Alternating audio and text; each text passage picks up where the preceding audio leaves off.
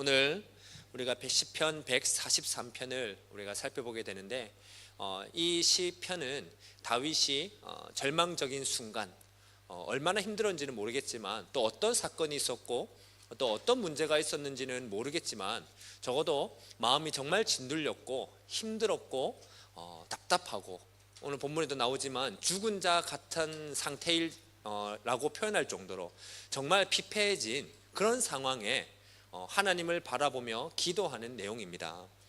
오늘 이 다윗의 기도를 보면서 우리 역시 여러 가지의 상황을 살아가고 있을 것입니다. 마음이 눌리기도 하고 고민도 있고 상황의 어려움도 있고 여러 가지 그 속에서 나는 과연 그러면 어떤 기도를 하고 있고 또 그 기도 속에 중심에 있는 하나님을 향한 믿음은 오늘 이 말씀 앞에 섰을 때 내 믿음은 어떤 믿음인가 한번 점검해보는 시간이 되면 좋겠습니다.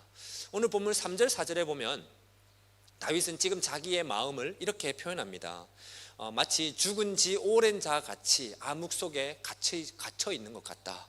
그리고 참담하다라고 합니다. 그러니까 이걸 쉽게 풀어서 얘기해 보면 감정이 너무 메말라서 그냥 버티고 있는 느낌, 그냥 살아가지만 자유도 없는 것 같고 기쁨도 없는 것 같고 소소한 행복도 없는 것 같고 신앙적으로 뭔가 해보고 싶은 마음조차 생기지 않는 정말 무기력한 그런 상태라고도 볼 수 있을 것 같습니다. 마치 우리가 살아가다 보면 관계의 그 상처 때문에 마음이 찢어진다는 느낌을 받는 것처럼 또 경제적인 압박을 받다가 보면 내일이 보이지 않지만 그 내일의 답답한 마음이 오늘의 삶에까지 영향을 주는 것처럼 또 갑자기 건강의 어려움으로 인해서 마음이 너무 답답하고 신경이 그냥 거기에만 곤두서게 되고 영적으로 무기력해지고 사실 우리가 살아가다 보면 여러 가지 이런 인생에서 이런 상황들을 많이 만나게 되는 것 같습니다. 그렇다면 여러분들은 이런 상황일 때 이렇게 마음이 눌리고 답답하고 어렵고 그냥 너무 힘들다고 느껴지는 그 순간에 여러분들은 어떻게 반응을 하며 살아갑니까? 무기력하게 그냥 주저앉을 수도 있고 힘이 없으니까 또는 하나님과 그냥 등져버리고 하나님으로부터 멀어지는 반응을 할 수도 있고 반대로 감정이 폭발해버려서 그냥 방금 기뻤다가도 방금 울면서 너무 그냥 극과 극인 그런 감정으로 표현할 수도 있고 문제를 맞닥뜨리다 보니까 해결책을 찾기 위해서 답을 찾기 위해서 혈안이 돼서 거기에만 포커스를 두고 살아갈 수도 있고 근데 오늘 이 본문에 나오는 다윗은 이런 상황에 어떻게 반응한다고 합니까? 사실 우리는 그렇게 반응하는 게 당연하지 않습니까? 너무 우리의 일상적인 모습이니까. 근데 다윗은 오늘 6절에 보니까 주를 향하여 손을 펴고 내 영혼이 마른 땅같이 주를 사모하나이다 이렇게 표현하고 있습니다. 여기서 마른 땅이라고 했는데 마른 땅은 스스로 물을 만들어낼 수가 없습니다. 그것처럼 다윗은 지금 자기 스스로는 아무것도 할 수 없는 상태다. 나 스스로 지금 뭔가를 찾을 수 없는 그런 메말라버린 상태다라고 얘기하는 것입니다. 동시에 또 이것은 메마른 땅은 하늘에서 비가 내리기만을 간절히 바랄 수밖에 없습니다. 스스로 물을 못 만들어내니까 그런 간절함이 있는 것처럼 자기가 아무것도 할 수 없으니까 하나님을 간절히 바랄 수밖에 없다.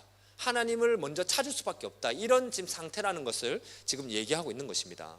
이렇게 얘기하다 보니까 9절에 가면 다윗은 여호와여 나를 내 원수들에게서 건지소서 내가 주께 피하여 숨었나이다.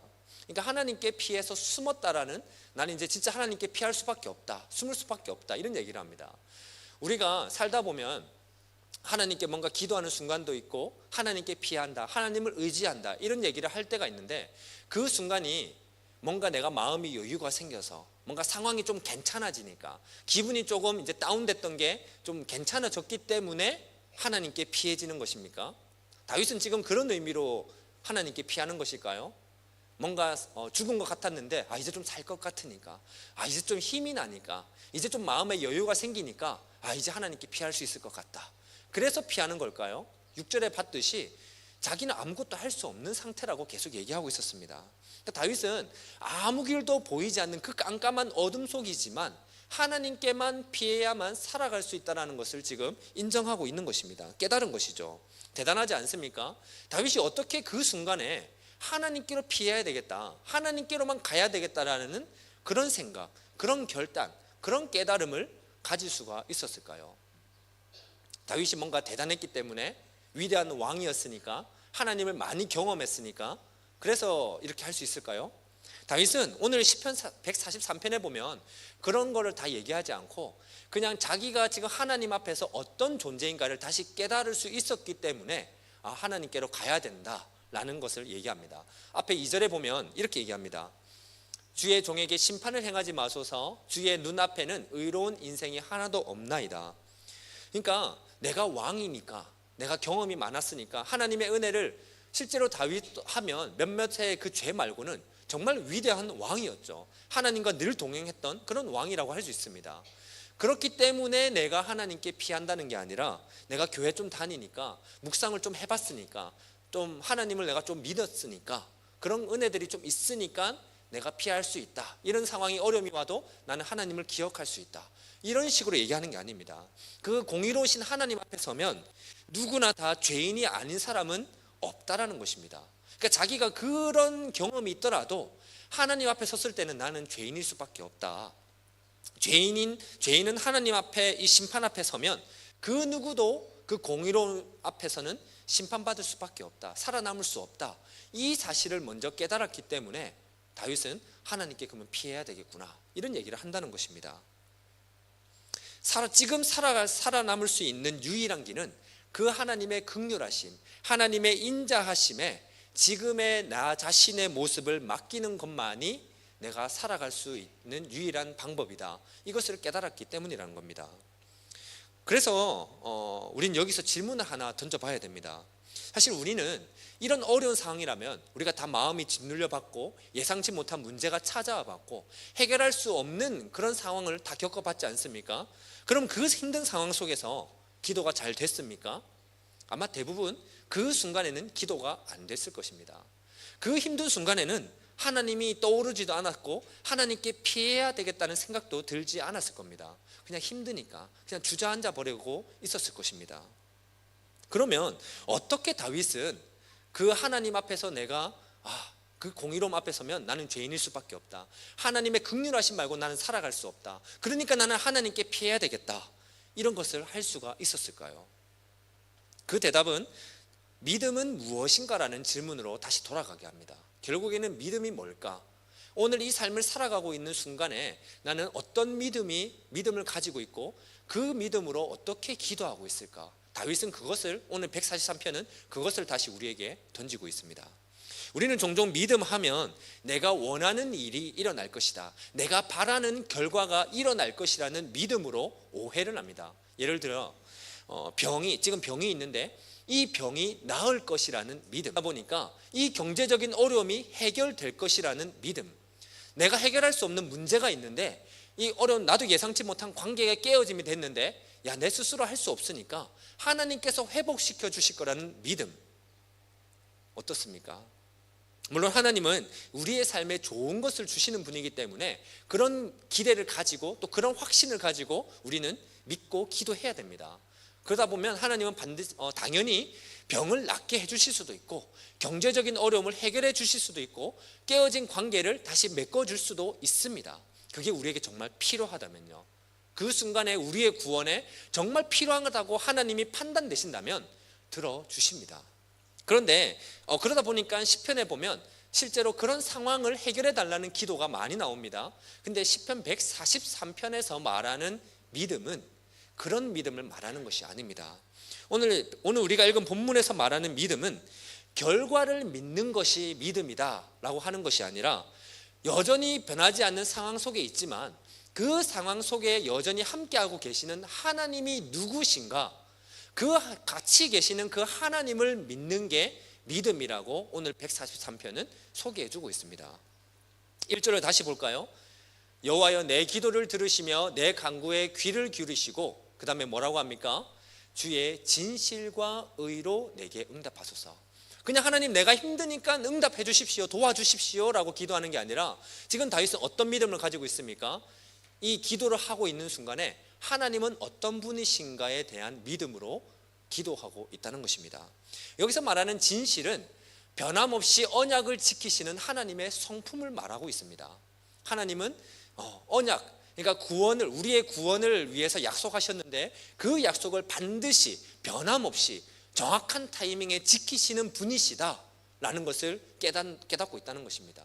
그리고 그러니까 공의로움인 거죠. 어떻게 보면 그 의는 죄에 대해서 심판하는 의로움도 있지만, 반면에 하나님 앞에 돌아선 자에게 그 죄로 인해 깨어진 관계를 다시 회복시키시고 세우시는 하나님의 성품. 지금 다윗이 처해 있는 너무 마음이 메말라 있고 감정도 나오지 않고 그냥 눈물도 어떻게 보면 안 나오는 너무 답답한 짓눌린 상황인데, 그 순간에 하나님은, 그러면 이 속에 있는 하나님은 누구신가, 그거를 바라보고 믿고 있다는 것입니다. 그러니까 지금 다윗은 문제를 해결될 것을 믿는다라는 것이 아니라, 물론 이런 나에게 둘러싼 대적들, 이런 힘든 것들, 거기서 건져달라는 그런 기대도 당연히 가지고 있습니다. 그런 기대가 없다는 것이 아닙니다.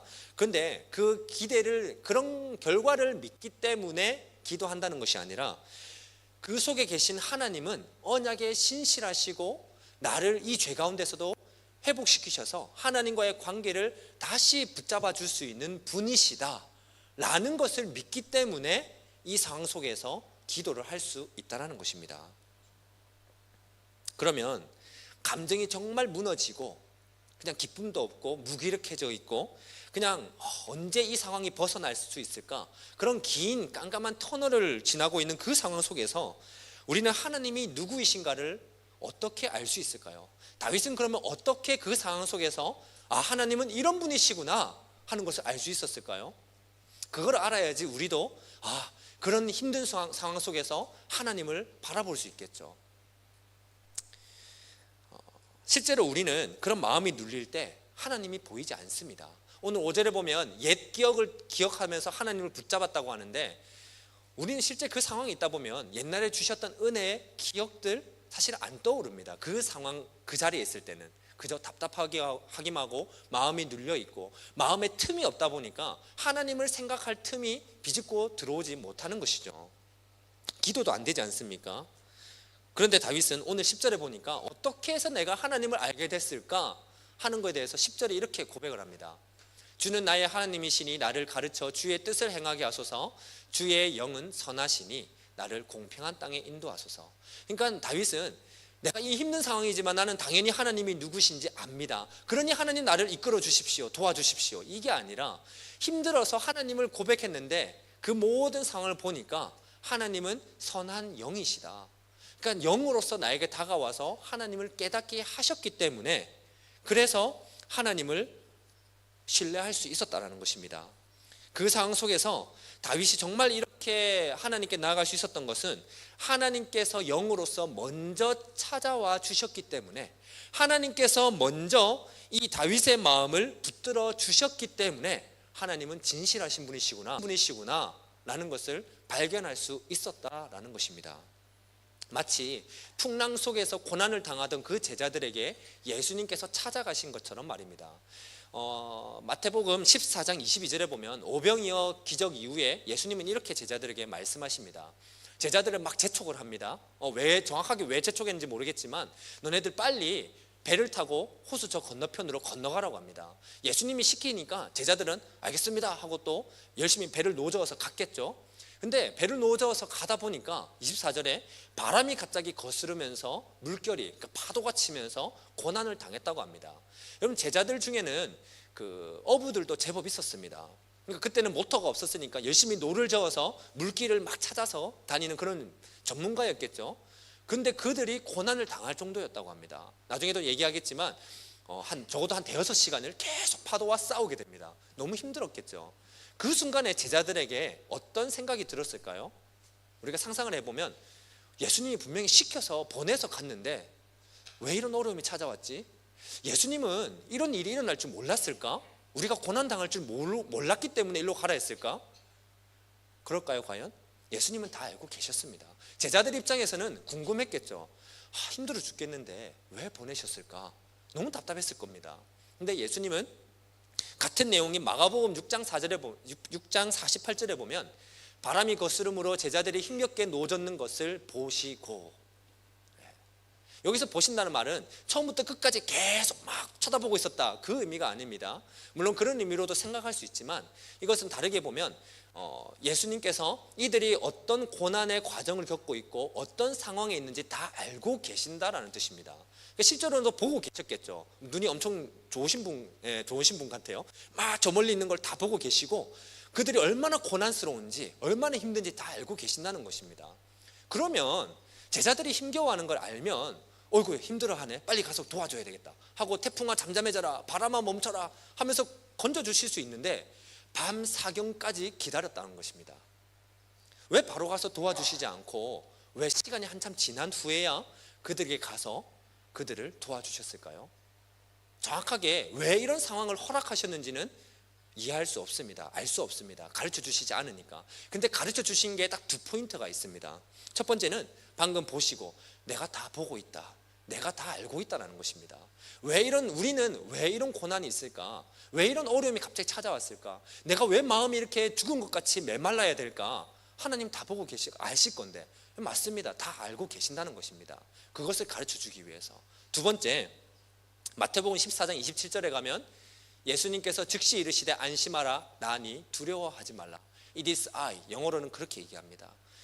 나를 가르쳐 주는 겁니다. 예수님이 누구신지를 가르쳐 주고 있다는 것입니다. 예수님은 그들에게 가서 야 너네 왜 믿음이 없어? 내 제자 아니니? 왜 기도하지 않아? 왜 나를 부르지 않아? 그런 식으로 야단치는 게 아니라 그저 내다, 나다, 그냥 예수님을 그냥 보여줄 뿐이라는 것입니다. 그리고 그 다음 절에 가면 말씀 구절은 없습니다. 베드로가 예수님 나도 그러면 그렇게 하게 해주십시오 막 합니다. 예수님이 그래? 그럼 나보고 걸어와봐. 막 걸어가다가 갑자기 또 상황을 보니까 우악 하면서 빠지게 됩니다. 그러니까 그 상황을 보지 말고 그 상황 속에 있는 예수님이 누구신가를 보라고 가르쳐 주기 위해서 이 상황으로 이끌었다는 것입니다. 마찬가지로 다윗도 왜 이런 정말 하나님을 신실하게 믿는 왕으로 살아가고 싶었는데 왜 이런 힘든 일이 찾아올까? 왜 내가 죽은 것 같이 살아가야 될까? 마음이 왜 이렇게 짓눌려야 될까? 왜 이렇게 메마르게 그 어떤 감정도 표현할 수 없을 정도로 나는 이런 상황을 맞닥뜨려야 될까? 알 수 없겠죠. 근데 하나님께서 영으로 먼저 그런 다윗의 마음을 만져주시고 먼저 찾아와 주셔서 하나님이 누구신지를 깨닫게 하셨다는 것입니다. 그래서 다윗은 이 상황 속에서 이유를 찾은 게 아니라 이 상황 속에 찾아오신 하나님이 누구신가를 알게 되고 신뢰를 했다는 것입니다. 그 결과 여전히 메말라 있는 상태고 여전히 죽음 가운데 살아가고 있는 상황이지만 다윗은 어떻게 기도합니까? 하나님의 뜻대로 걸어가게 해달라고 먼저 기도합니다. 물론 나중에 가서는 하나님 건져주십시오, 대적들을 이제 멸하여 주십시오, 하나님의 공의로움이 드러나게 해주십시오 라고 기도합니다. 근데 그 이전에 10절에 가면 공평한 땅으로 인도하여 주시옵소서, 나를 주의 뜻으로 행하게 하여 주시옵소서. 그 이전에는 나의 갈 길을 가르쳐 달라고 했는데 이제 하나님을 신뢰하고 바라보다 보니까 나의 갈 길은 이 상황에서 벗어나는 길이 아니라 이 상황 속에서도 하나님의 뜻을 따라 살아가는 것이 내가 살아갈 길이다. 공평한 땅이라는 것은 아무런 문제가 없어지는 행복한, 그냥 감정적으로 여유로워지는 편안한 그런 땅을 얘기하는 게 아닙니다. 하나님의 공의로우심이 드러나는 것. 여러분, 누군가가 질병이 있는데 질병이 없어져야만 하나님의 공의로우심이 드러났다, 하나님의 다스림이 드러났다, 그렇게 얘기할 수 있습니까? 그럼 여전히 아파하는 사람에게는 하나님의 다스림이 없는 걸까요? 경제적인 돈에 대한 정말 어려움이 있는데 그 어려움이 물질이 채워지면 하나님의 다스림이 드러났다, 여전히 빈곤에 있으면 하나님의 다스림이 없다, 그렇게 해석할 수 있습니까? 그렇게 해석할 수 없지 않습니까? 그러니까 공평한 땅이라는 것은 여전히 내가 어떤 상황에 주어져 있더라도 하나님의 다스림이 내 삶 속에 드러나게 되는 것, 하나님의 뜻을 따라 살아가게 되는 것, 그것을 다윗은 구하게 된다는 것입니다. 여러분, 고난 속에서 하나님은 언제나 먼저 찾아오시고 또 우리를 다 보고 계시고 다 알고 계시고 그렇게 우리에게 오시는 분이라는 것입니다. 그러나 그 고난의 그 어려움의 모든 이유를 우리에게 가르쳐 주지는 않습니다. 참 야박하시죠. 좀 가르쳐 주면 참 좋겠는데 근데 안 가르쳐 주십니다. 하나님의 깊은 지혜에 다 속해 있는 것이기 때문에 다 가르쳐 주시지 않습니다. 다 가르쳐 주셔도 우리가 이해할 수 없을 것이니까 우리의 구원에 필요한 만큼만 깨닫게 하십니다. 그 순간에 깨닫게 하실 수도 있고 시간이 지나서 야, 하나님의 이런 인도하심이 있었구나 하는 것을 깨닫게 하기 위해서 그 정도 가르쳐 주신다는 것입니다. 그런데도 우리가 하나님 너무 답답합니다. 이유를 좀 가르쳐 주십시오. 왜 이렇게 관계가 깨어집니까? 나는 좋은 마음으로 다가가는데, 나는 잘 살고 있는데 왜 경제적인 어려움이 찾아옵니까? 나는 운동 열심히 하는데 나는 왜 갑자기 병에 걸립니까? 그 이유를 다 알려고 하면 내가 하나님처럼 되려는 교만의 자리에 앉게 되는 것입니다. 그렇게 죄성은 우리의 교만을 건드리는 거죠. 이유 모르겠지? 이유 알려고 해. 그 이유를 알려는 것에만 집착하게 만든다는 것이죠. 하나님을 바라보지 못하게 하고. 근데 분명한 것은 고난을, 그 상황을 허락하신 뜻이 있다는 것입니다. 그것을 우리는 바라봐야 되죠. 때로는 하나님께서 그 상황을 허락하신 이유 중에 하나가 우리의 인품, 성품을 다듬기 위해서 허락하실 수도 있습니다. 또 때로는 죄를 깨닫게 해서 그 죄에서 돌이키게 하기 위해서 그 상황을 허락하실 수도 있습니다. 또는 우리 가족을 하나의 마음으로 묶기 위해서, 그 관계를 다시 연결하기 위해서, 우리 교회가 하나 되게 하기 위해서 그런 상황을 허락하실 수도 있습니다. 그래서 이런 모든 하나님의 허락하신 뜻을 정확하게 다 캐치할 수는 없지만 그런 것들을 하나씩 모아서 하나로 모아보면 공통적인 하나의 이유가 생깁니다. 바로 그 순간에 믿음으로 반응하게 하려는 뜻이 하나님의 허락하신 뜻이라는 것입니다. 제자들에게 그 풍랑을 왜 허락하셨을까? 그냥 삥 둘러가게 하거나 태풍이 없을 때 보내도 되는데 왜 그걸 허락하셨을까? 그 순간에 예수님이 보고 알고 계신다는 것을 깨닫게 하기 위해서, 그 상황 속에 찾아오시는 예수님을 알게 하기 위한, 그래서 믿음으로 바라보라고, 신뢰하라고, 그런 뜻이 있었던 것이죠. 그리고 그 다음에 그 상황 속에서도 그런 믿음이, 하나님이 누구신가를 알게 되는 그런 믿음은 하나님께서 이제는 하나님께서 이 속에서 원하시는 삶은 무엇일까로 나의 마음을 바꾸어 간다는 것입니다. 우리가 그 상황 속에서 바로 다이렉트로 하나님께서 뭘 기뻐하실까, 우리의 마음은 여유가 없기 때문에 그런 생각은 안 납니다. 그러나 적어도 하나님, 그 상황 속에서 하나님이 원하시는 게 뭘까, 왜 하나님이 나에게 이렇게 보내셨을까, 그 하나님을 바라보는 순간, 신뢰하는 순간, 그러면 그 하나님께서 내가 이제 어떻게 살아가는 것을 원하실까, 그런 마음으로 이어지게 된다는 것입니다. 그래서 고난의 이유를 다 깨닫는 것이 믿음이 아니라, 그래서 내가 이제 믿을 수 있겠다 하는 게 믿음이 아니라, 이유를 알 수 없더라도 그 상황 속에 계시는, 또 그 상황 속에 찾아오시는 그 하나님을 신뢰하는 것이 믿음이라는 것을 오늘 시편 143편 다윗의 시편에서는 보여주고 있는 것입니다.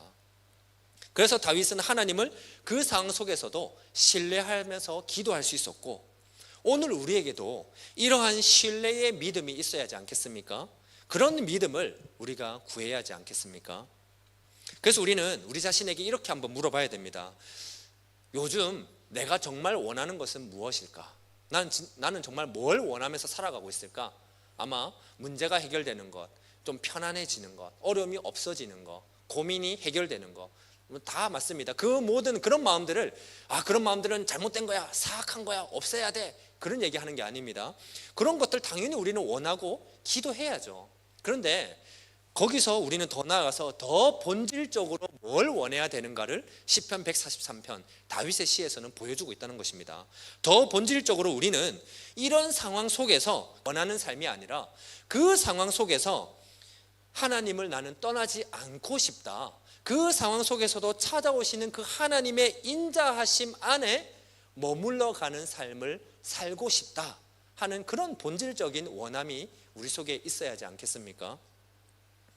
많은 사람들은 좀 감정적으로 좀 내 마음에 여유가 생기면, 또 상황이 조금 괜찮아지면, 지금 너무 답답하고 힘들고 급하니까 내가 신앙생활 할 틈이 없다, 예배 오늘은 못 갈 것 같다, 말씀 묵상 기도 이런 거 좀 못 할 것 같다, 좀 괜찮아지면, 마음에 좀 괜찮아지면, 상황이 정리되면 내가 좀 믿을 수 있을 것 같다, 신뢰할 수 있을 것 같다, 기도할 수 있을 것 같다, 그렇게 말을 합니다. 그런데 여러분, 성경은 그런 우리를 바라보면서 믿음은 그런 우리의 마음의 상태, 그런 우리의 감정 위에 믿음이 있는 것이다 라고 말하지 않습니다. 반대로 얘기합니다. 믿음은 성경은 믿음이 먼저 있고 하나님이 누구신가를 바라보는 믿음이 먼저 세워지고 그 위에 우리의 상황에 처해 있는 마음과 감정이 이제 열매로 따라오게 된다라고 성경은 언제나 가르칩니다. 만약에 우리가 가지고 있는 그 믿음이 우리의 감정, 우리의 마음의 위에 있는 것이라면 어떻겠습니까? 우리의 마음이 어떻습니까? 방금 정말 부드럽게 나타나다가 돌아서면 정말 괴물같이 변하는 마음이지 않습니까? 정말 기쁘게 부드럽게 말하다가도 갑자기 슬퍼할 수도 있고, 그렇게 마음은 우리는 왔다 갔다 심각하게 왔다 갔다 할 수 있는 그런 마음이지 않습니까? 우리의 감정은 늘 그렇다는 것입니다. 괜찮다가도 뭔가 툭 건드리면 짜증나는 감정으로 바뀌죠. 그런 감정 위에 믿음이 있다고 생각해 보십시오. 믿음이 얼마나 불안하고 얼마나 불확실하겠습니까? 다윗은 마찬가지로 그런 상황이나 기쁨이나 마음이 뭔가 좀 괜찮아지니까 하나님을 신뢰한다 라고 오늘 시편에 말하고 있지 않습니다. 다윗은 여전히 내가 메말라 있고 여전히 그런 공격에 있고 짓눌려 있고 답답하고 힘들어 죽겠다, 그런 마음이지만 먼저 나에게 찾아오신 그 하나님을 통해서 나에게 찾아오신 그 하나님이 누구신가를 바라보며 그 하나님을 먼저 신뢰하며 나아갑니다. 그래서 8절에 이렇게 고백합니다. 요거는 지나갔습니다. 8절에 보면 아침에 나로 하여금 주의 인자한 말씀을 듣게 하소서. 내가 주를 의뢰함이니이다. 내가 다닐 길을 알게 하소서. 내가 내 영혼을 주께 드림이니이다. 아침에 눈 뜨자마자 어떻습니까? 우리의 마음은 이제 좀 괜찮아졌으면 좋겠다, 내일은 조금 더 마음의 여유가 생겼으면 좋겠다, 내일은 좀 행복했으면 좋겠다 하는 기대와 마음이 있지 않습니까? 근데 현실은 아침에 눈 뜨면 여전히 그 상황 속에 있습니다. 여전히 답답함을 느껴야 되고, 좋다가도 싫고 행복하다가도 뭔가 불행하다고 느끼고 그런 마음이 있죠. 다윗도 마찬가지입니다. 아침에 눈 뜨자마자 또 내가 마음이 무너질지라도 인자하신 하나님은 말씀으로 여전히 먼저 찾아오실 것이고, 여전히 그 말씀으로 내가 걸어가야 할 길을 깨닫게 하실 분이시다 라는 믿음을 가지고 있는 것입니다. 그러니까 하나님이 누군지 알게 되니까, 하나님 너무 답답하고 힘드니까 이 상황을 벗어나게 해주세요가 아니라 하나님을 바라보고 그 하나님이 이끌어가는 길에 대한 마음으로 바뀌어간다는 것입니다. 이렇게 믿음이 먼저 서게 되면 감정은 뒤따라오는 것입니다. 하나님의 은혜가 그런 내 마음밭에, 그런 내 감정 상태에 스며들면서 우리의 내면이 조금씩 변화되기 시작하겠죠. 사람마다 다릅니다. 어떤 사람은 정말 빠르게 변화되어 갈 수도 있고, 누구는 정말 아기처럼 기어갈 수도 있고, 천천히 그렇게 될 수도 있습니다. 그러나 중요한 것은 아주 작은 것일지라도 그 상황 속에서 할 수 있는 하나님의 뜻을 바라보는 마음을 따라서 하나씩 순종하며 살아가게 된다는 것입니다. 그래서 여러분, 진짜 믿음이라는 것은, 시편 143편에서 말하는 믿음이라는 것은 우리가 처해 있는 그 어려운 상황 속에서 우리의 마음이 계속 흔들릴 수도 있고, 우리의 마음이 계속 짓눌릴 수도 있고, 답답할 수도 있고, 그냥 한숨만 나올 수도 있지만, 그러나 성경에서 말하는 이 믿음은 그 상황 속에서도 하나님께 붙어 있으려는 방향성이라는 것입니다.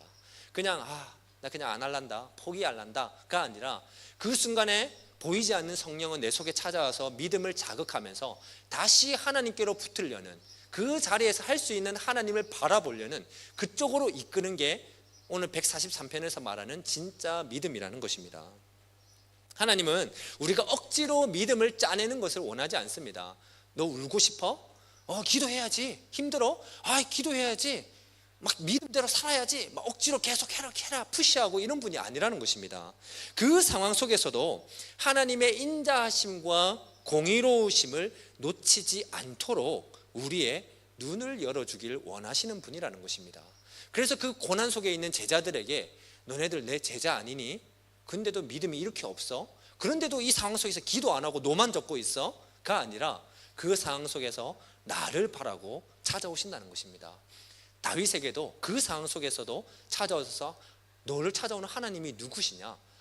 진실하시고 의로우시고 선하신 분이시고 공평하신 분이시다. 그거를 깨닫게 한다는 것입니다. 오늘 이 말씀 앞에서 오늘 처해 있는 우리의 상황에서 하나님께 향하는 기도와 그 기도의 중심에 있는 우리의 믿음은 어떻습니까? 감정에 따라 흔들리는 믿음입니까? 그저 괜찮아지기를 원하는, 그것만 바라는 믿음으로만 다가가고 있습니까? 성령님께서는 그런 우리가 하나님을 바르게 알고 신뢰하도록 이끌어 가시고, 여전히 처해 있는 그 상황 속에서도 하나님께서 원하시는 삶은 무엇일까? 하나님께서 왜 나에게 이런 삶을 허락하셨을까?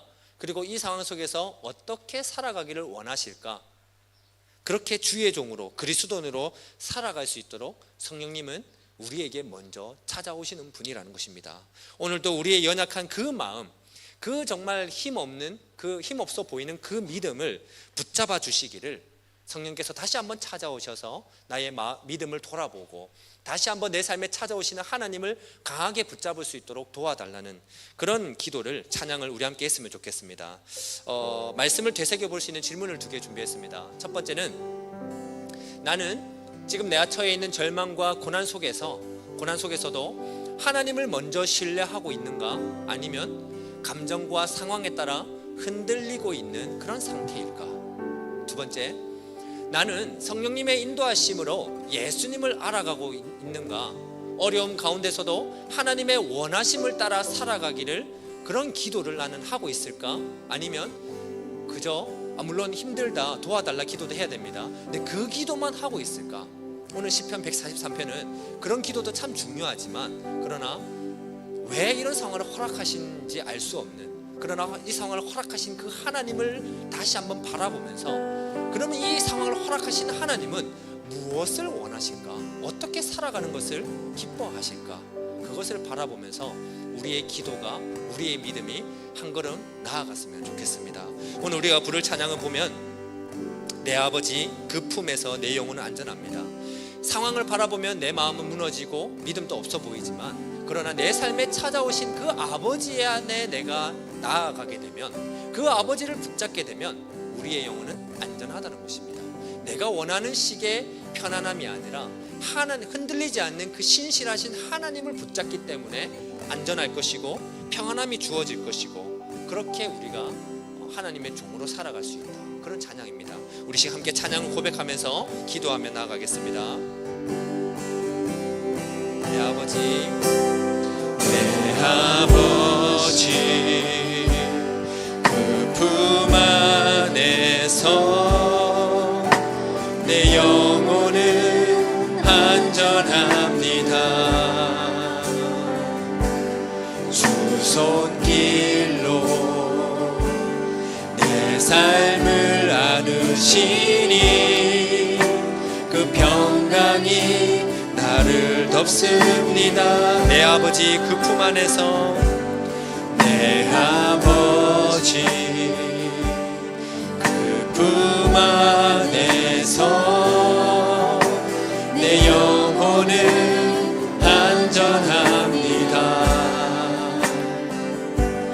주 손길로 내 삶을 안으시니 그 평강이 나를 덮습니다. 나 비록 넘어지며 흔들리지만 주 내 안에 거하며 나를 붙드시니 내 생각을 주께로 돌리고 주시는 평강의 옷을 입습니다. 주 약속 안에서 내 영혼 평안해. 크신 주님의 계획 나 신뢰해.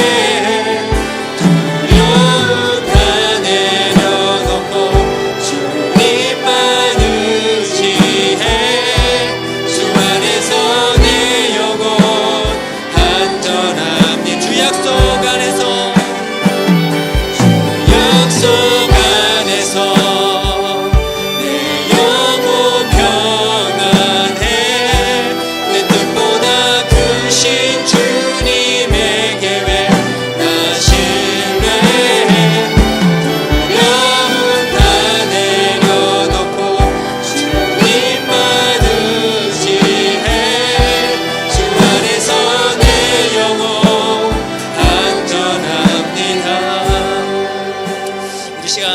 말씀 앞에서 함께 기도했으면 좋겠습니다. 하나님, 내가 처해 있는 이 상황, 이 고난 속에서도 감정에 흔들리지 않고 하나님을 신뢰하는 믿음을 오늘 내 마음에 부어 주시옵소서. 내 삶에 먼저 찾아오시는 그 성령님의 인도하심으로 하나님을 더 깊이 알아갈 수 있기를 원하고, 내가 주어져 있는 이 일상 속에서도 뜻대로 살아가는 그런 주님의 종으로 살아갈 수 있도록 도와주시옵소서. 우리 시간 함께 주여 외치며 기도하며 나아가겠습니다. 주여! 아버지 하나님, 오늘 말씀 앞에서 나를 다시 돌아보려 합니다. 하나님, 나에게 있는 이 믿음을 그저 내가 원하는 결과를 바라보게 되고, 그저 하나님께서 해주실 거라는 그런 것만을 바라보는, 결과를 원하는 것만 바라보는 믿음으로 살아가는 그런 기도와 그런 믿음으로 살아가고 있습니다. 그러나 오늘 이 말씀 앞에 다시 한번 내 마음을, 내 믿음을, 내 기도를 점검해 봅니다. 하나님, 이런 내 삶 속에서도 여전히 알고 계시고, 여전히 보고 계시고, 여전히 찾아오시는 그 하나님을 알 수 있도록 도와주시옵소서. 나를 하나님을 깨닫게 해주시고, 하나님이 어떤 분이신가를 바르게 할 수 있는 그런 믿음을 얻어주시고, 그 하나님을 신뢰할 수 있도록 도와주시옵소서. 내 마음은 너무 연약합니다. 넘어집니다. 날마다 무너집니다. 하나님으로부터 흔들려고 합니다. 이런 연약한 마음에 흔들리는 믿음이 아니라 하나님께 주시는 그 믿음 안에서 하나님을 굳건하게 신뢰하며 나갈 수 있는 그런 삶을 살아갈 수 있도록 도와주시옵소서. 그래서 주어지는 상황 속에서 벗어나는 것만을 원하는 것이 아니라 여전히 이 상황 속에서도 허락하신 그 하나님을 바라보면서 원하시는 뜻을 바라보며 살아갈 수 있도록 하나님 내 마음을 붙잡아 주시옵소서. 이런 연약한 내 마음이 하나님께서 바라보는 신뢰함을 바라보면서 한 걸음 믿음으로 나아갈 수 있도록 도와주시고, 그 한 걸음 하나님을 더 바라보며 살아갈 수 있는 마음 될 수 있도록 하나님 나의 연약한 마음을 도와주시옵소서. 하나님 앞에 온전히 세워져갈 수 있는 그런 믿음을 오늘 내 마음에 부어주시옵소서. 우리 계속해서 교회를 위해 기도하며 나가겠습니다. 교회를 위한 7가지 놓고 기도하며 나가겠습니다. 함께 교회를 위해 기도하겠습니다. 하나님, 시간 교회를 위해 기도하며 나갑니다. 우리 교회 하나님 사랑하는 시간 동안 그냥 하나님 영생의 교회를 위해 기도 나아갈 수 있는 방향을 허락해 주시고, 하나님 우리의 전체성의 회복을 해주시고, 하나님께서 모든 사람들 마음속에 회복시켜서 아버지 교회가 더 나아갈 방향을 바르게 깨닫고 나갈 수 있도록 주시옵소서. 우리의 사람 속에 있는 무슨 상황 또 앞으로 틀림없이 시간을 주시고, 그 마음을 깨닫고 하나님 인도하셔서 하나님을 더 바라보며 나갈 수 있도록 도와주시옵소서. 하나님, 저 우리 교회의 아들은 다음으로 아들이 다음에서 뭐 하나님의 같이 시작할 수 있도록 도와주시고, 하나님 다음 그룹을 부르실 때에 모든 우리의 마음에 믿음을 얻게 하셔서 한 마음 한 방향으로 나갈 수 있도록 우리 사람들이나 우리 자녀들에게도 허락하셔서 함께 하나님께서 인도하시는 그 교회로 걸어갈 수 있도록 인도하여 주시옵소서. 하나님, 교회의 또 예배 장소와 또 교육 장소를 주님 인도하여 주시옵소서. 하나님께 적절한 타이밍을 허락하셔서 우리 교회가 함께 하나님을 예배하고 함께 배우고 나갈 수 있는 그 걸음에 잘 걸어갈 수 있도록 인도하여 주시옵소서. 우리는 아무데나 아무것도 할 수 없습니다. 계획 없는 나가시면 하나님께서 이렇게 상을 허락하셨으니 우리 교회가 더 하나님께서 인도하시는 대로 잘 걸어갈 수 있도록 도와주시옵소서. 그 모든 상황 속에서 온전히 하나님께서 인도하시는 삶으로 걸어가는 우리 모든 교회 될 수 있도록 인도하시고, 그 교회 안에서도 우리가 지치지 않고 하나님만 온전히 바라보는 그렇게 교회로 나갈 수 있도록 하나님 우리 교회 모든 마음 함께 모아주시옵소서. 하나님 안에 온전히 세워가는 그런 교회가 될 수 있도록 도와주시옵소서.